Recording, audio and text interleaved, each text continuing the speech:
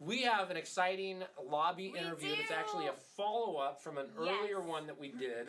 It's about the fire relief program. I'm not going to take any more time. I'm going to invite Kaylin to come in and take up all the rest of the time. So join us. Welcome. Thank you, Hello. John. Hi, Brittany. Kaylin. So glad that you are back with us. Me too. And just what a fun Sunday to have you here. So for those that don't know, if you haven't been following along, we had some fires about 6 months ago.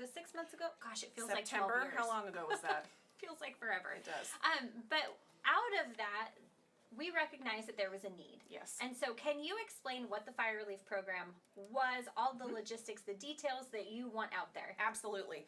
So, like Brittany said, we had wildfires here in our area back in September. And when that happened, we had a lot of people affected by the wildfires. So in the church office, we started getting just inundated with phone calls, not of help initially. Initially, we were inundated with phone calls of people who wanted to donate funds to help people who had been affected by the fires. That's incredible. Yes. I love that so much. Yes. And so we quickly realized that there was a need and just jumped in, created this program, the Fire Relief Assistance Program, and that was a two-part program. One, it was to make it easy for people to donate who felt led to do so, and the second part, obviously, was to take care of the people who had needs identified, so there was an application that they could quickly fill out, and then we met with them. And we ended up helping 72 families. That's incredible. Yeah. Can we take if any of you were on the end of that, where you were donating, where you were putting in, prayers, whether you were requesting assistance or helping with assistance, just thank you. Thank you so much. This is what happens when we give generously and give consistently. We get to see the way that God moves through his people. And it's just, that's really cool. You guys helped 72 families, and that's just, thank you for that. Yeah. That's awesome. Yeah. So it was pretty cool. Yeah.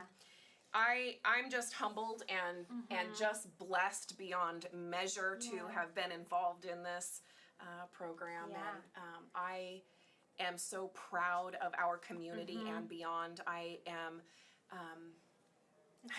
it's hard to have the words even to know how to adequately describe the big movement God had. Yeah. So after you guys met the needs of individual applications that came in, it sounds like there was a little bit, sounds like I already know, sounds like there was a surplus. Tell everybody what happened with the leftovers. Okay, so we had decided at the creation of the Fire Relief Assistance Program that if there were any funds left over, they would be donated to local fire departments who had served our community during the wildfires. And so at the onset, I didn't think that that was going to be needed. I thought for sure we would use all that was donated to take care of families affected. Well, I was wrong. Just a little bit wrong.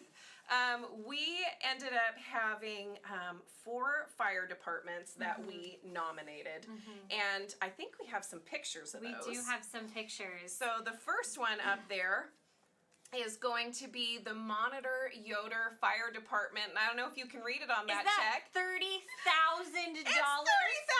That's amazing. Oh my gosh. Yeah, and that's just one of them. So there's the next one. That's the Scotts Mills Fire Department, and we awarded them $30,000 as well. Oh my gosh. And we're still not done. We're not. No. So there's the Colton Fire Department, and they were awarded a little over $33,000. $33,000. Yes. Okay, and we're not done. We're still not done. We're still not done. Last but not least, Hometown Fire Department, Malala Fire Department, they were awarded $30,000 as well. Oh my gosh. So how fun to get to bring those big checks to them saying, look at how amazing this is. I think I could be a professional blessing bomber. I'd be fine with that. That'd be amazing. Oh my gosh. Yeah. I love that. So again, this is what happens when we donate consistently, when we see a need. Because as Pastor Jill was talking about last week, there is no shortage of resources in the kingdom. And you guys were able to help, I have chills head to toe. Yeah. You were able to help 72 families. Yes. And bless 4 very rural fire departments. Yeah. $30,000 to a rural fire department That's huge. is a huge deal. Absolutely it is. It is. They were almost speechless. I saw grown people with tears in their eyes, Yeah. moved by the generosity of God and our communities. Yeah. It just, I wish y'all could have been there. Right.